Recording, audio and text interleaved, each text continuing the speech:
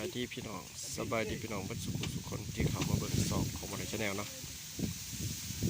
นี่เขาเอามาขุดแมงอันนี้เป็นอาหารป่าพี่น้องนี่เนาะ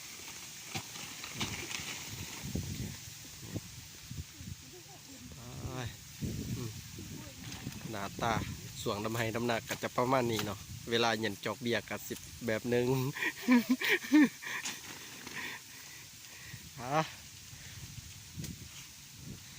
เคลื่อนว่าอียังบ่พุ่นยังพ่นปวกโอ้พ่นปวกนี่เนาะมันจะอยู่ตามคันแทน่าตามป่าตามดงตามเงาใหม่ที่ว่ามันเปื่อยมันเน่ามันพุมันโดกนะพี่น้องมันจะมีอันนี้เอาอีกโอ้จักถือเหมือนเนาะ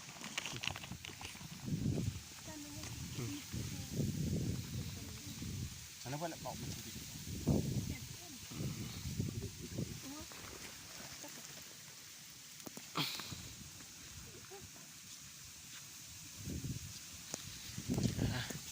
กลับมาเนี่ยกำลังกลับจากหน้าพี่น้อง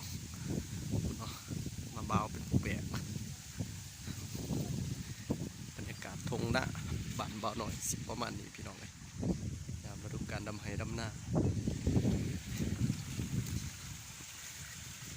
ถือกระติกกระตาโอ้กำลังเมื่อเคลื่อน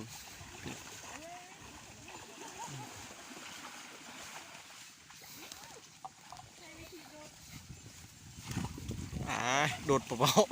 ๆจะนั่นกระดุมมัดสิ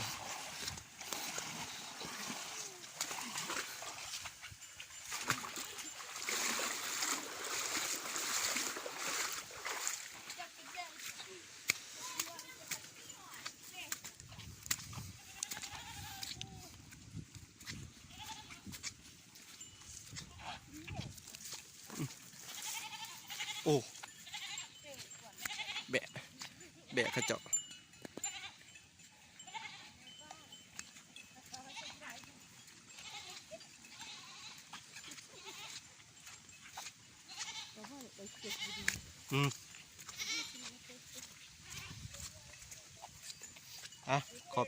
ขอบใจพี่น้องที่เขามาเบิ่งมาชมเปิดสุขุสุขคนเด้อฝากกดไลค์กดแชร์กด Subscribe ให้ได้พี่น้องบรรยากาศทุ่งไฮไปนะในมือนี้สุดยอดหลายขอบใจได้พี่น้อง